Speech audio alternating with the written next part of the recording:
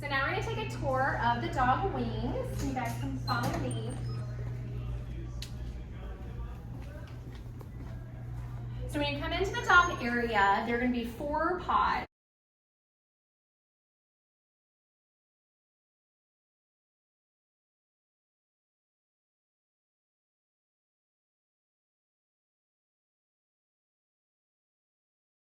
So you have pod A here, pod B is going to be in the back corner, pod C on the back right corner, and this is pod D.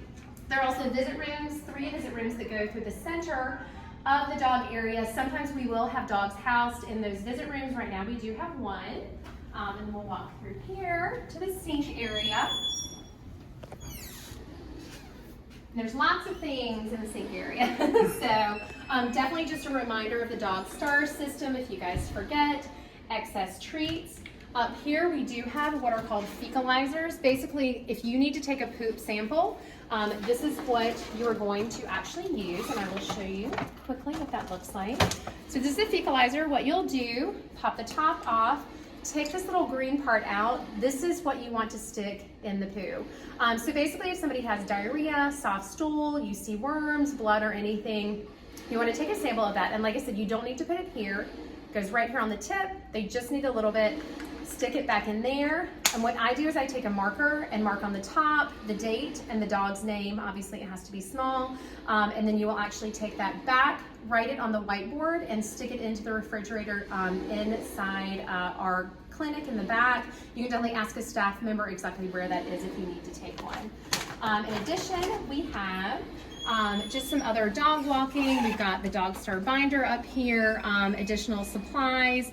When we talked about the different sprays that we have, if there is a dog fight, this is actually the pheromone spray that you can utilize up here as well. And then right here are basically those air horns that you can blow. You can actually spray as well. And then under here, lots of extra water buckets for the dogs, and then small trash can here.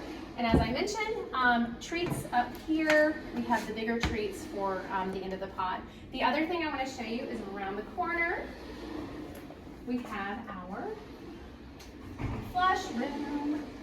Should I open this? You don't want to. Okay. So we have the flush room in here. The important thing for you guys to note, if you have a potty mess inside, you want to use the scooper. This is in a bath of Excel, so it keeps it sanitized. You want to scoop it up and actually dump it into this, what looks like a big toilet. The really, really important thing about this, please don't put paper products down here. They actually stop it up.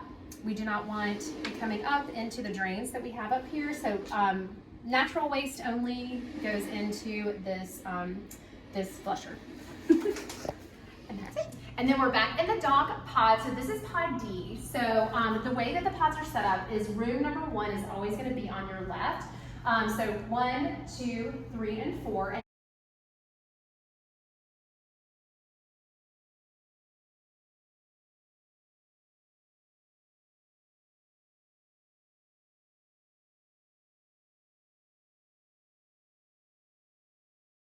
Actually, it's kind of hidden away, but we do actually have the dog room numbers on the glass here. So if you ever get confused and forget, you can actually look and find that. So you will find the dog bedrooms are going to be locked whenever we're open to the public. So if you come during one of the shifts, you will definitely need to have that key. We also ask that you make sure to keep the key with you. Don't leave it sitting actually in the lock. We don't want folks to actually access the animals without someone to help them.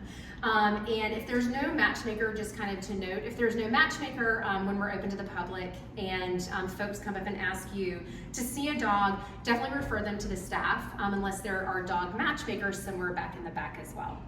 And then we're going to walk over to the cabinets. I'm going to kind of share all the things that we keep over here. As I mentioned, we do have treats. There are treats located in every single pod. There are extra toys in the cabinets as well as in these bins as well.